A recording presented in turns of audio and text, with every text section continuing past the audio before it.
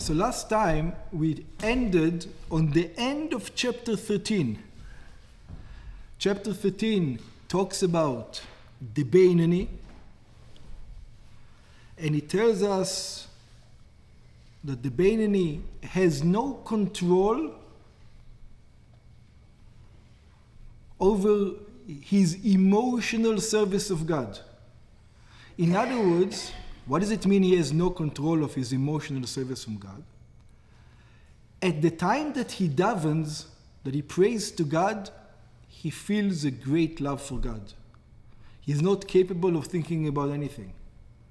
But later on, when he goes throughout the day, in his job, in his regular relationship with people, he has an emotional attraction to physical pleasures, not for God. He thinks about himself and not about God. And when a tzaddik looks at the Beinoni, he looks at him and he says, you call that true love of God? Imagine a person is intimate with his wife, right? He's intimate with his wife, and he tells his wife, I really love you. I'm right now, when he's in the middle of intimacy, there's nothing else I can think about you besides you. And then 5 minutes later, he goes in the street, and he gets attracted to this one, and he gets attracted to this one, and he gets attracted to this one. What would the wife say? Do you call that true love?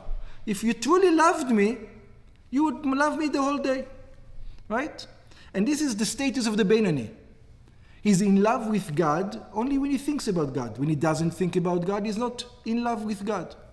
So therefore, when a tzaddik looks at him, he tells you, that's not true love. That's not true service of God.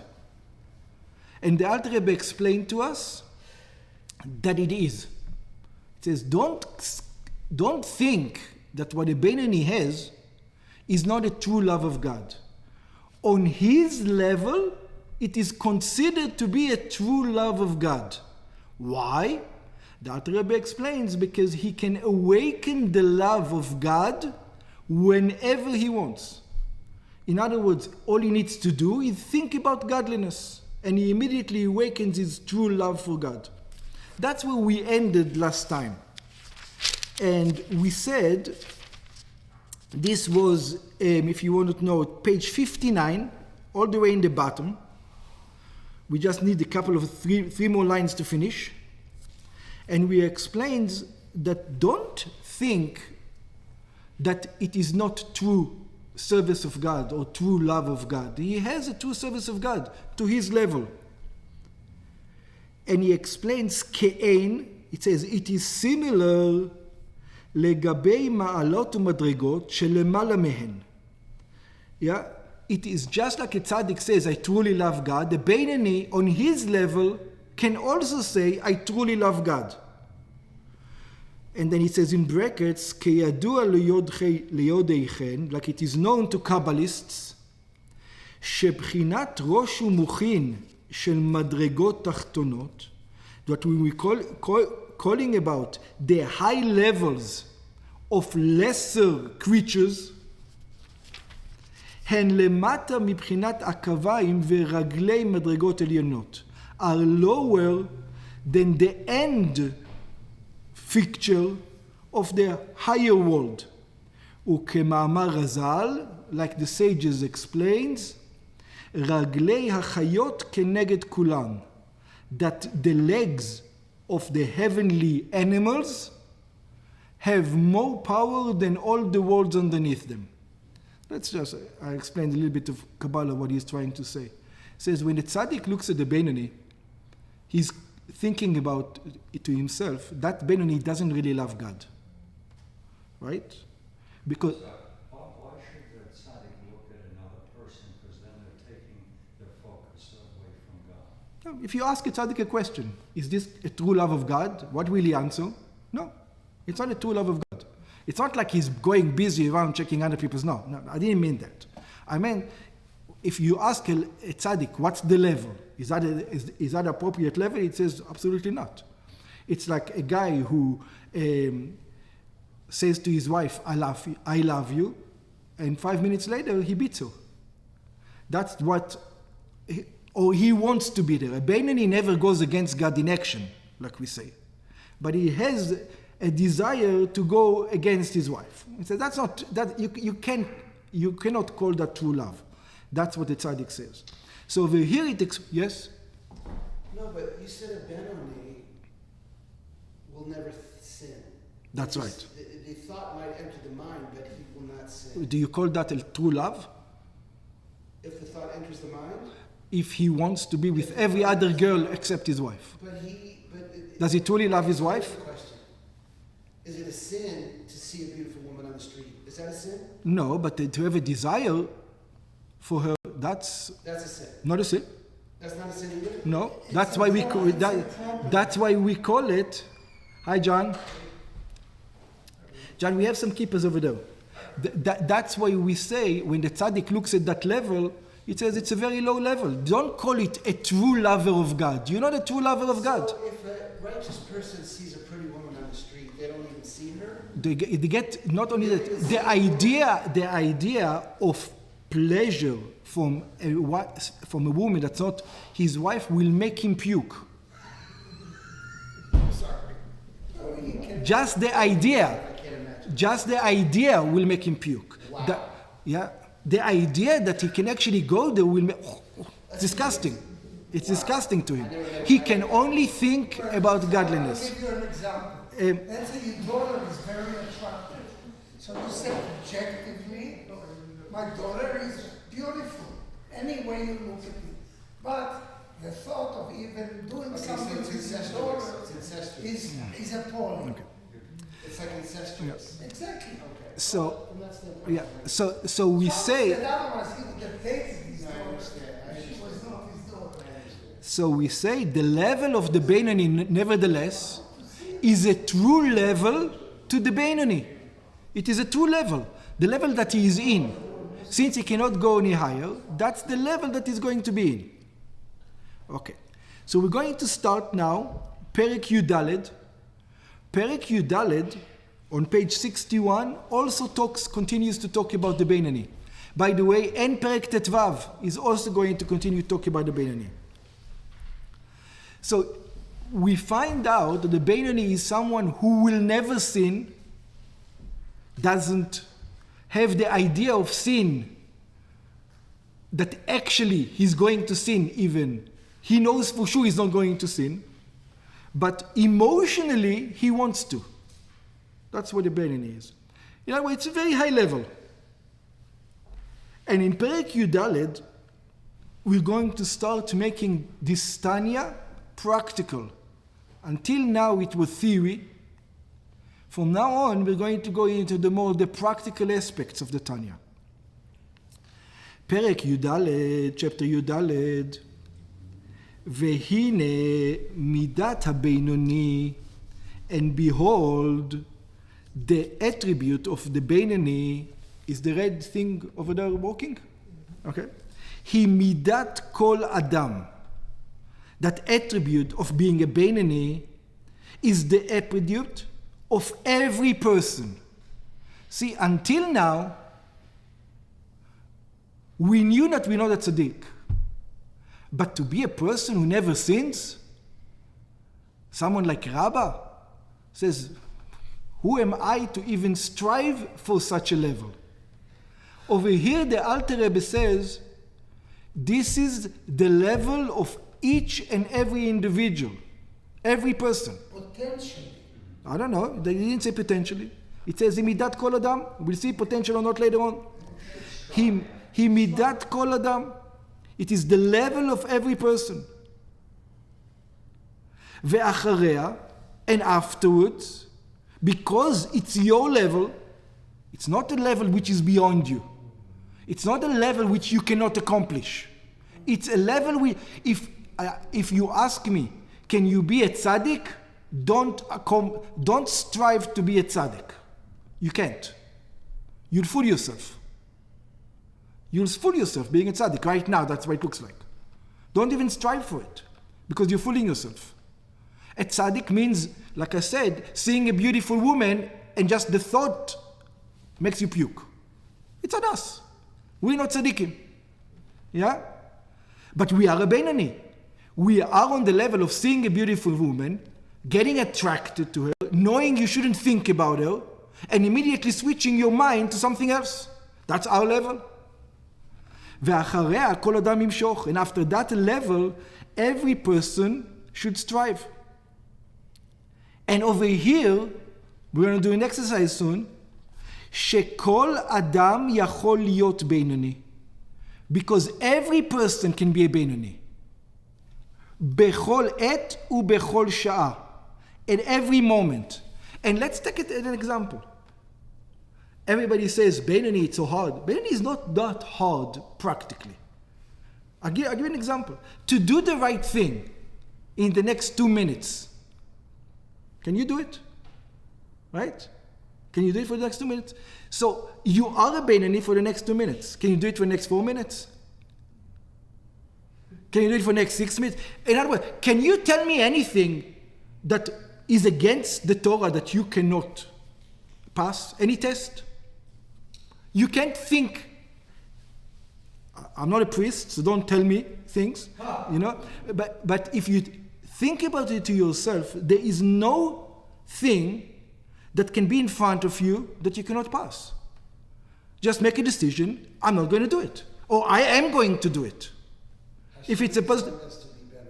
Or there's nothing that you cannot do when it comes to positive commandments, when it comes to negative commandments. You can do all the positive commandments in the Torah, and you can do all the negative commandments. I didn't say to like it. I said just do it. If you have a free choice, choose properly. כי הבינוני אינו מואס ברע.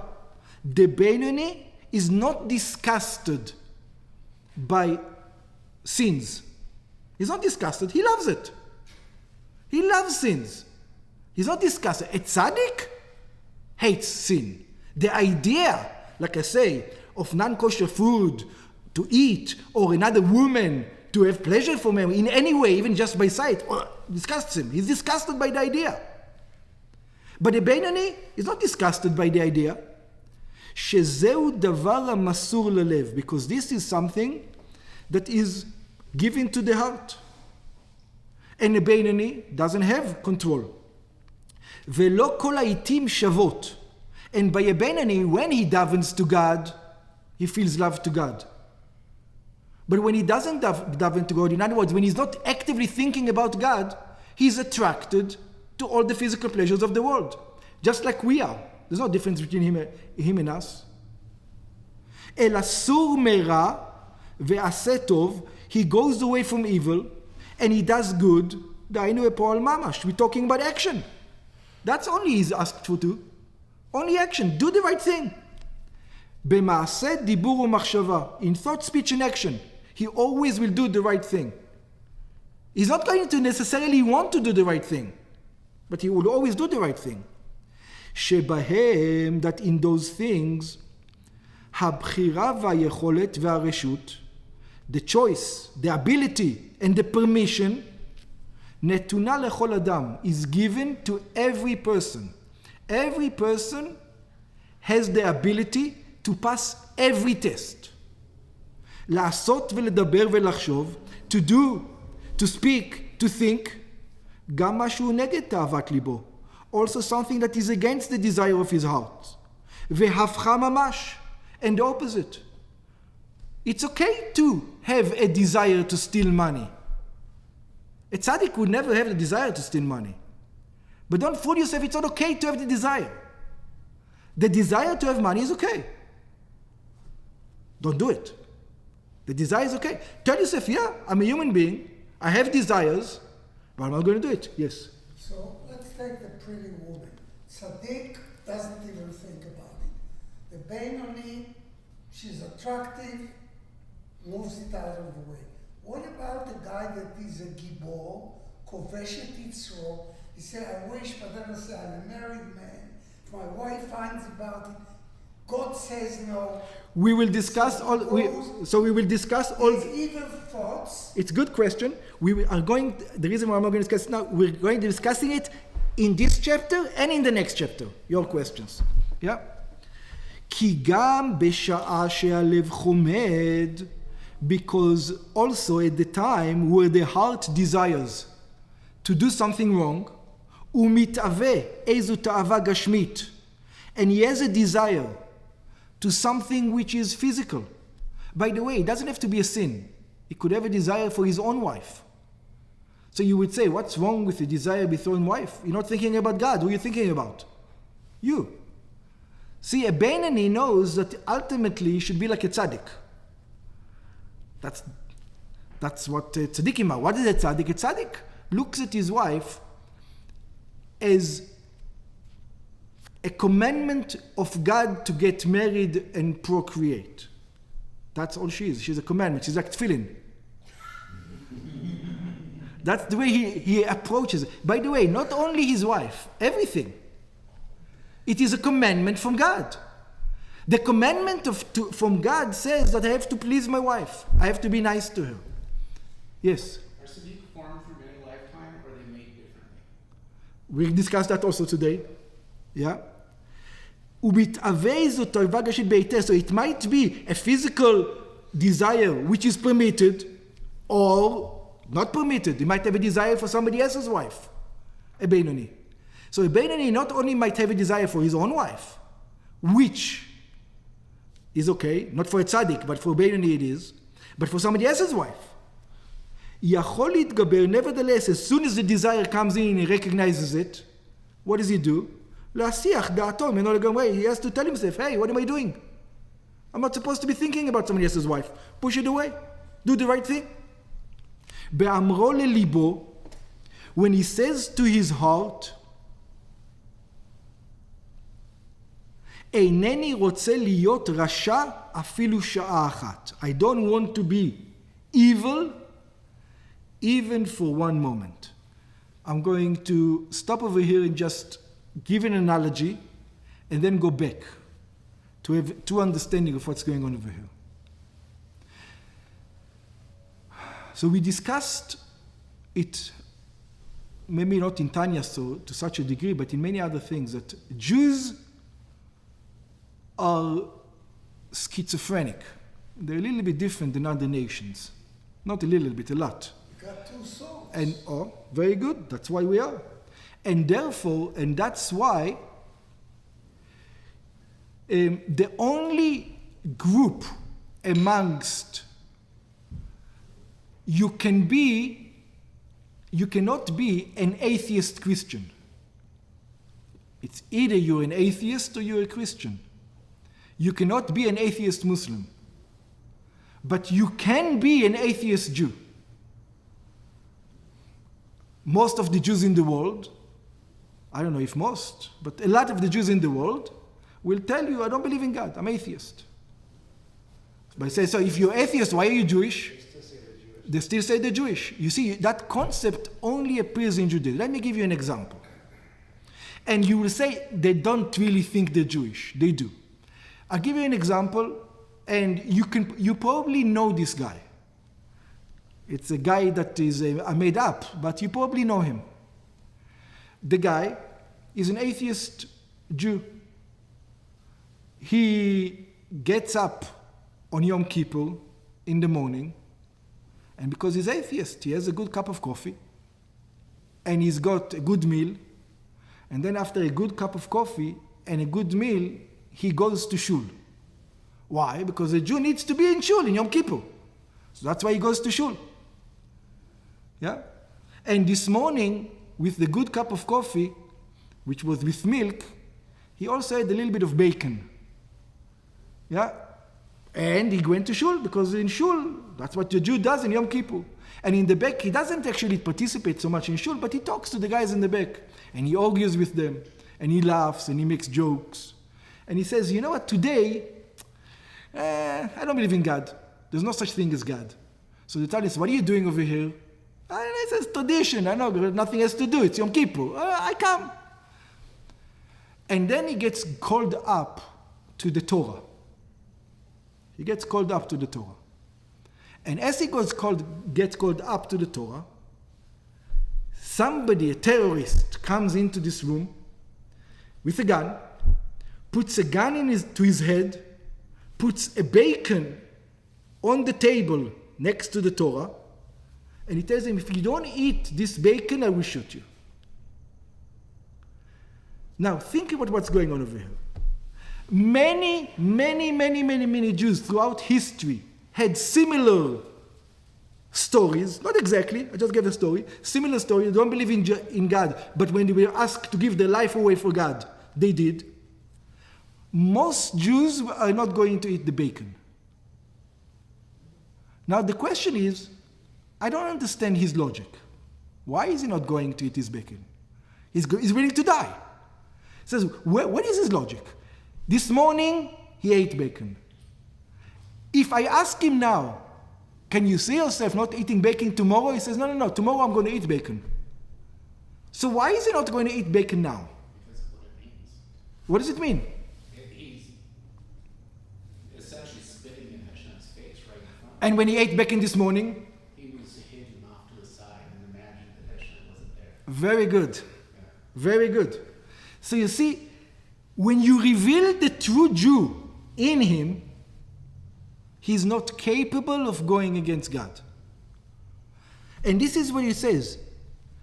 A Beinoni says in his heart, אינני רוצה להיות רשע אפילו שעה אחת. I don't want to go against God even for 1 second.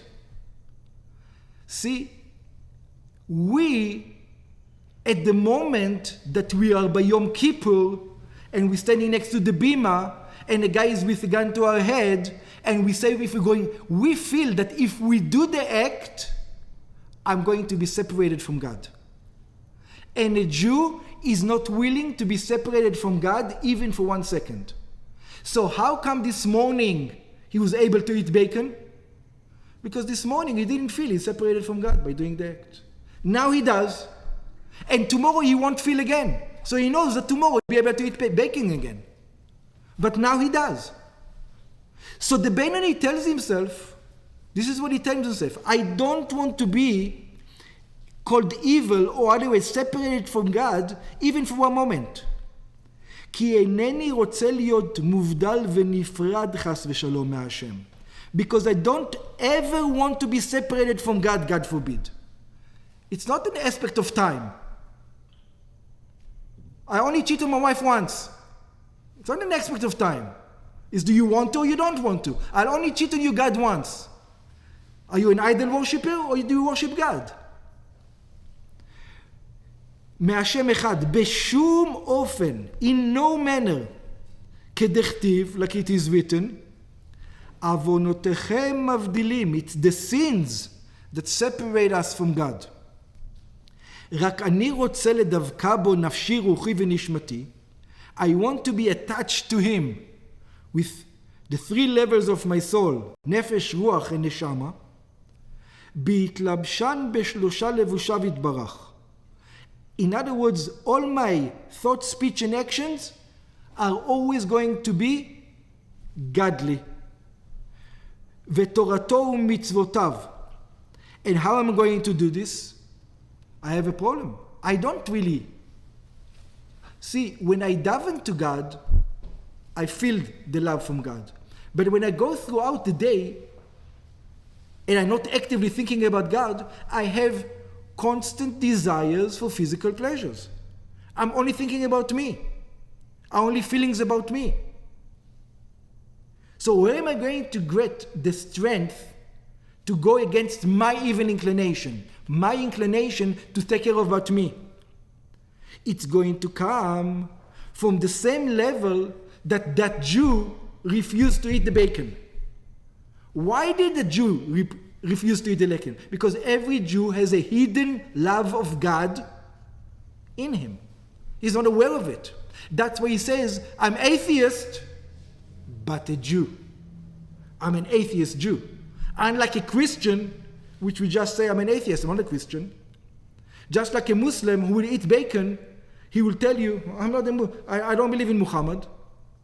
A Jew will tell you, I'm atheist, I don't believe in God, but I'm a Jew. What does that mean? It means he does believe in God. מאהבה מסותרת שבליבי, I have, the Beinoni says, I have a hidden love of God, כמו בלב כללות ישראל, just like any other Jew that is willing to give his life, even if he's not religious, even if he eats bacon on Yom Kippur, even if he comes on Yom Kippur to shul just to irritate the people, because all Jews are called Ohavei Shmecha, lovers of your name. And like the example I gave, Ve'afilu kal shebekalim, and even a Jew who might not be religious, who might not believe in God, who might not have an experience of loving God, we see that Yachol limsor nafsho al kedushat Hashem. He is willing to die for God. Why? Because he doesn't want to be separated from him for even 1 second. That Jew knows, hey, I'll eat the bacon, and that's it. Tomorrow I'll put on tefillin. Tomorrow I'll keep Shabbos. Tomorrow I'll do good things. Why it doesn't come into his mind? Because he knows that the act separates him from God. And when a Jew knows that the act will separate him from God, he will not be able to do it. So the Beinoni is saying, look at him. Look at that Jew who's so far away from God, so-called far away from God. I'm not worse than him. If I'm going to go against God, I'll be separated from him. I'm not worse than him. ולא נופל אנוכי ממנו. I am not worse than him. בוודאי. For sure. So the question is, why does the Jew, or why do we, let's just say it practically, how can we constantly go against God if we're willing to die for him on some circumstances? Right? How come we're not willing to die for him all the time? Because the evil inclination comes and makes us a fool. What does it tell us? אלא שנכנס בו רוח שטות, we tell ourselves a lie. What's the lie we tell ourselves? ונדמה לו, and we imagine to ourselves, שבעבירה זו עודנו ביהדותו. It says that when we make a sin, it says, I'm just as much Jewish as ever before. I'm not separated from God. I'm just as good a Jew as anybody else. That's what we tell ourselves. So what if I sin once in a while? That doesn't make me a Jew? Of course I'm a Jew. So how come you didn't say it? How come the guy didn't say it right next to the Torah? Because over there, he felt the separation. Now we fool ourselves and we tell ourselves, we're not really separating. It's not real. I'm still Jewish. I'm still as good as anybody else. ואין נשמתו מובדלת מאלוקי ישראל. We tell ourselves that our neshama doesn't separate from God. And also, שוכח אהבתו להשם, he also forgets the hidden love that he has to God, like the other guy. But the Beinoni tells to himself, אבל אני אינני רוצה להיות שוטה כמוהו. But I don't want to be a fool like him. לכפור האמת, to go against God. We're going to see the first psychological tool that the Alter Rebbe gives the Beinoni and gives us in order not to sin. And the first psychological tool, we're going to see it many, many times. We're going to use the evil inclination on our side. In other words, we're going to use evil inclination to fight against evil inclination. How? What's the first tool? I'm better than that. That's the first tool. The first tool is, I am better than acting in such a manner.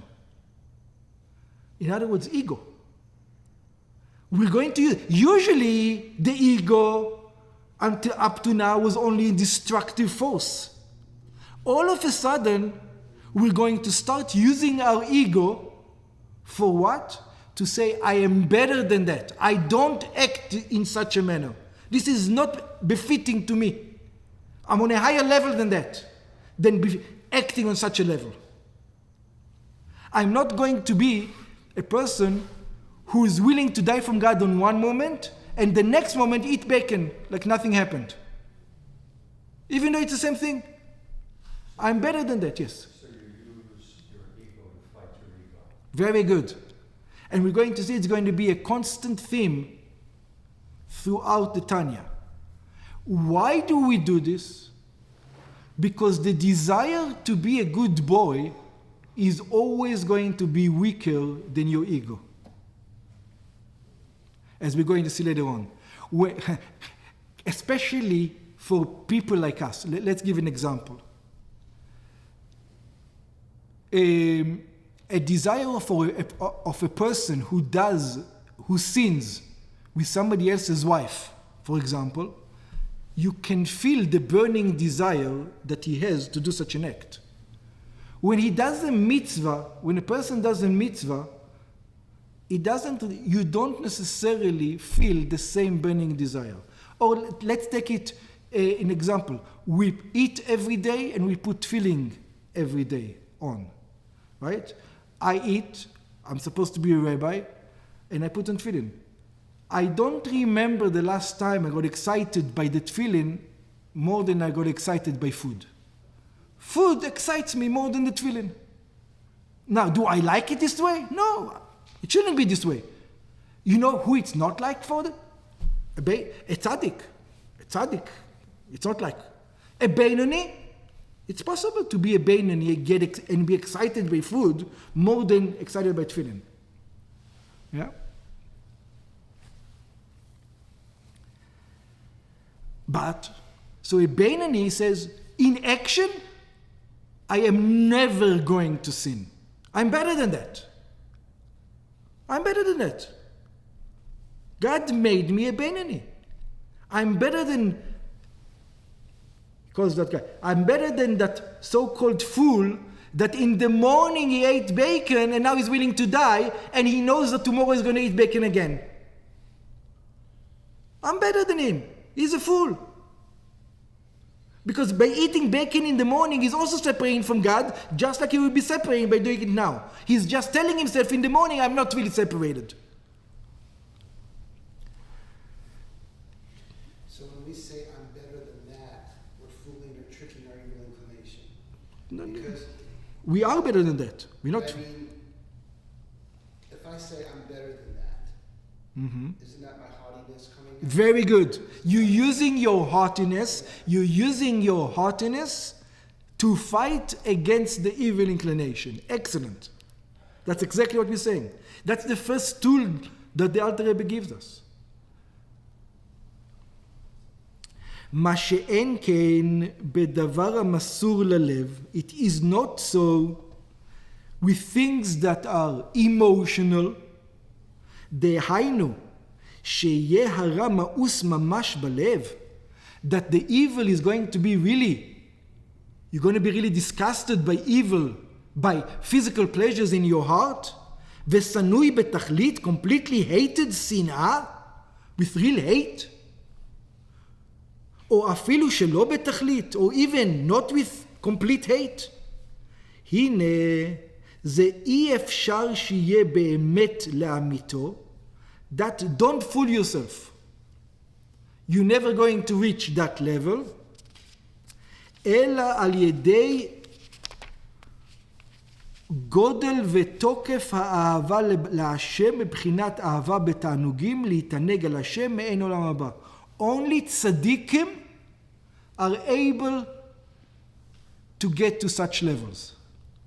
Beinoni needs to get, in other words, in order to get to that level, a person needs to be obsessed with godliness to such an extent he cannot take his mind off it ever. In other words, he always has, if you want, it's not a true measurement because it's much more than that, but I like to give this example because we can only relate. If you remember yourself at the age of 15 or 16 years old, when you fell in love the first time of your life with some lady, with some young girl, the entire 24 hours, that's what you thought about. You didn't think about your homework, you didn't think about your friends, you didn't think about your dog, you didn't think about... She was in the back of your mind 24/7. Yeah? In the front, like, thank you. She was in the front of your mind 24/7. That's the way a tzaddik lives. He's completely obsessed with God 24/7. He has a burning desire to be next to God. So he cannot think to do anything against it. It's not possible for him. In such a level, the sages said, if you get to such a level, the sages said, על זה אמרו רז"ל, עולמך תראה בחייך. It says, these people see heaven in this world. In other words, they experience the pleasures of heaven down here on earth. There's not that many people who reach that level. ואין כל אדם זוכה לזה. Not every person merits to get to such a level. Why? Because such a level, כי זהו כאין קיבול שכר. Such a level, you can't reach on your own. God has to give it to you as a present. In other words, we don't have the ability to make ourselves to reach such a level. We don't have the power to. כדכתיב, like it's written, עבודת מתנה אתן את כהונתכם. Like it's written, I will give service of pleasures to your work. כמו שכתוב במקום אחר. Like it is written in something else. Let me just explain something that you have it in some Christian movies. There is a concept which we're going to learn about later on. A Beinoni, if he strives to be a Beinoni for a very long time, for many, many, many years, it says he can strive until kingdom come. He's still going to love physical pleasures more than he loves God. He doesn't have the ability to stop loving himself more than God. Yeah? He will be able to act the right way always. But emotionally, he will love physical pleasure more than God. Always. He will never be able to go more than that. But sometimes when God sees that the Beinoni did, we're going to learn about it in chapter 15, that the Beinoni did everything in his powers to reach a level, once in a while, as a present, God, it's called Ibur Nishmat HaTzadik. In Hebrew, it's called Dibuk. How do you say Dibuk in English? Anybody knows? Dibuk means when another spirit comes upon a person. Another spirit of somebody else gets attached to one person. I think in the Christian movies, in the movies over here, exorcism. What's the idea of exorcism? Exorcism is where another spirit attaches to your spirit. This is actually comes from a Kabbalistic idea. Yeah, sometimes it can be to the negative, like they say, but over here it's to the positive. God is going to give you a soul that loves God. You cannot produce it on your own. God is going to give you an extra soul to ride upon the soul you have right now, and that extra soul is going to take over and it's going to love God. So now, actually, we're going to stop over here. That's an excellent place to stop. I will take some questions. Yes? Can you move from being a Russia, which means you don't put feeling every day? Who's a Russia? I'm saying somebody that doesn't put feeling. So he clearly is not a Beinoni. Good. I will let you. Besides that, what he's saying, just have in mind something. Somebody who's 100% religious, does everything. He also not does everything that God says all day long. But continue. So my question is, yeah. The Rebbe said, put feeling once a week. Mm-hmm. When I started going to a mitzvah day, in this hour, I was a Beinoni. They had a beautiful tefillah, and then I didn't put feeling till I bought feeling later. It's a long story. So can you move up the ladder from a Russia to be barely half the time, which means you do more mitzvot, you're still a Russia, because you still eat bacon once a month. But No. So the answer is no. If that's the way you say it. A Beinoni is not capable. Let's give the example again. Russia is a Russia forever. No. You can change your mind. You can do tshuva. Okay, that's my point. With God's help, and the tshuva is part of the process. And I say, oh my God, what was I doing? And then you move. That's right. Towards the day. If I understand you correct, let's ask the question. I think you're asking a practical question. If there's a person who doesn't keep Torah and mitzvahs today, right? He doesn't keep Torah and mitzvahs. And we know that the Beinoni keeps Torah and mitzvahs all the time. Which means that a Beinoni will never relax. A Beinoni is someone who learns Torah. If he's got 2 minutes extra in the day, anywhere in the day, what he's going to do? He's going to learn Torah with that 2 minutes. He's not going to use it for his own pleasures. He's going to use it for God. Either he's going to do a commandment, or he's going to learn Torah. So a Beinoni is someone who never relaxes. He always does the right thing. Right? So a person, which means practically, let's say practically, he learns Torah about 6-7 hours a day. And he's got a full-time job. And he has to spend time with his kids. And he has to stay time with his wife. Yeah? And he learns 6-7 hours a day. He has to. Otherwise, he's on a Beinoni. So you ask someone who doesn't learn anything any day. He doesn't put on tefillin. He doesn't do anything. And you tell him to be tomorrow a Beinoni? No. We're not practically going to tell him such a thing. Because he's going to fail. It's like telling somebody, hey, why don't you run a marathon tomorrow? No. But he should know that the goal is to run a marathon. And he should know that this is the steps. What are the steps in order to run, in order to get to? And he should know one more thing. Because he should not lie to himself and tell himself, I am not capable. Because that's a lie.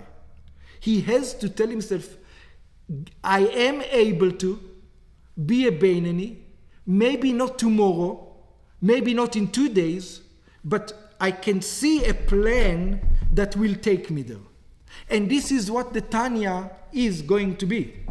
The plan to take you there. But you cannot say, since it's such a high level, I'm not going to work. See, I look at myself. I'll talk about myself. Most of the things that I don't do, you know why I don't do that? Because I don't see myself doing it. So it's too hard. It's too hard. It's just too hard. Yeah. Let's give an example. Every time I get angry, after time I get angry, yeah, and I said something to somebody or I hurt somebody or something like this, I tell you, you're such a fool. Why did you do such a thing? Change your ways, right? Does that mean if you ask me right now, are you going to get angry again in the next 2 weeks? I'm going to tell you, yeah. Why? You know why? Not because I need to. Because I don't want to fight. It's hard not to. But if I take it seriously, and I say to myself, you know what? You're going to fight these next 2 weeks. And you have to come to me with a plan. What happens? And you have to make a plan. The plan is that whenever somebody talks to you, before you answer, you wait 5 seconds. Already we're starting to have a plan. If you don't have a plan, it means you're not trying. See, if I really wanted to change my anger issues, what will I do? I will come up with a proper plan how to change it. It's such a hard work that we tell ourselves, I don't have the energy for it. This is most of the problems. In other words, we tell ourselves, we fool ourselves, I'm not a Beinoni. And this is something that the Beinoni will never do. His ego, you remember, he's going to use his ego to tell him, I am better than that. I can beat it. I am not going to stay behind. This is what we said in the beginning. I am better than that. I'm not somebody who's not able to control myself. What am I, a hysterical girl who's 6 years old who can't, who throws tantrums all day long? I'm not that. I'm better than that. This is what the idea. So it's true that you don't go from 1 to 1,000, but you do need to have some kind of plans, which we will discuss later on. Or the plans. Again, most of the questions that you guys are having right now are going to be answered in chapters 14 and 15. So we are dealing with these issues. They're all going to be answers. Trust me. Yes. If you sinned your whole life, there's a feeling of resignation. At least in my case, I don't think I can reform myself or clean myself up. In other words, the damage is done in a certain degree. And I could try to improve myself as a man, as a Jew, as time goes by, be more observant, be a better man. But aren't I already damaged? I mean, the way I'm judged? Very good question. And the answer is, tshuva is instantaneous, and we're going to do it in next chapter. No. So you can change like this. Never too late to repent. There's no such thing as too late. Okay. You're here. There's no such thing as too late. You know when it's too late? It is too late. That's right. When you're dead, then it's too late. As long as you're alive, it's never too late. There's no such things that you cannot do. And by the way, if we have a conversation now, there's no mitzvah. The hardest mitzvah for you right now that you're thinking about, I don't know which mitzvah you are, tefillin, whatever, Shabbos, whatever it is, kosher, it doesn't matter what it is. It's easy. It's not that hard. You know why it's hard? It's like me when it comes to emotions. It's hard because you don't want to start to even have the plan and take it seriously. Once you take it seriously, you say to yourself, this is the plan, I'm going to eliminate that problem, the steps will come and you will do it. There isn't such a mitzvah that you cannot do. Just go through all the mitzvahs, go through all the commandments, and you will notice. Yeah. I'm going to say, to me, it's not a matter of is it too difficult to do, is it too hard to do. You're too lazy. I agree with you 100%. I agree with you 100%. We tell ourselves it's not efficient for me to fight so much about this problem because when I have other problems to fight against. The evil inclination comes with all kinds of excuses to tell us what not to do. Yes? Yeah, I would say for me a lot of times, as far as when I'm trying to do good, the lie is typically efficiency. And then the other one is the emotional state just makes you absolutely crazy. Like sometimes I'll be like with my parents or something like that, sometimes I'll be upset about something. And I'll say, well, I shouldn't talk to them about it because it's going to hurt them. And then I'll tell myself not to do it. And then I'm in a conversation with them later, and then I bring it up. And I'm like, not only hurting them, and there's no point for me to even talk about this, but I get crazy, and I'm like, what was that? Politics? No, my parents and I are politically the same. So that's what we're Yeah. Yeah, that's another one that we can't hold ourselves. My mom cares for me so much, she can't stand to hear about any troubles. So sometimes it's like, that's good. I know, she's a wonderful person. I'm so blessed. I really need to have a plan. I use the marathon because I did 4 of them. I also add, and that's a Jewish tradition, a selech harav v'knech havet. And we're going to talk about these things, that's right. You need a coach. Yeah, we're going to talk about this in all these chapters, yes, absolutely right. Give Shabbat, I'll talk to you and say, I will be able to. Yeah, pretty much the same thing. And then the other thing that occurred to me is, we live in a world where there's rewards and punishments for things that we do and don't do and this and that. But when it comes to these things, they're not really that tangible. It's hard to see the rewards and punishments that come. You see a guy that has a very simple life. He has all the material wealth in the world, and then You see a really good, decent man that has tragedy and illness that hits his life, and then you just wonder, what's the point? I don't see the tangible evidence. We're going to be discussing. Yeah, we're going. Well, it's hard for me. Yeah, very good. We are not going to do things because of rewards and punishment in the Tanya. Rewards and punishment is not why we do. It doesn't. It doesn't, as we're going to see. Actually, in the next class, we're going to have a discussion if reward and punishment actually affects the behavior. Yeah. Do you tell someone, here, I'll give you an example. Be nice to your wife, because if you won't be nice to your wife, she'll divorce you? Or be nice to your wife because you're supposed to be nice to your wife? What kind of marriage do you like to have? If you're nice to your wife, you get rewarded. That's true. No. If you be nice to your wife, you're supposed to be nice to your wife no matter what. That's the relationship with God. Not because reward and punishment. I will be going to address all that in the next chapter that we do. Actually, in the next class, your question is going to come up in your next class. Another comment. You talk about damage. I personally believe that between you and God, you can get an instant clean up a slate. If it is situation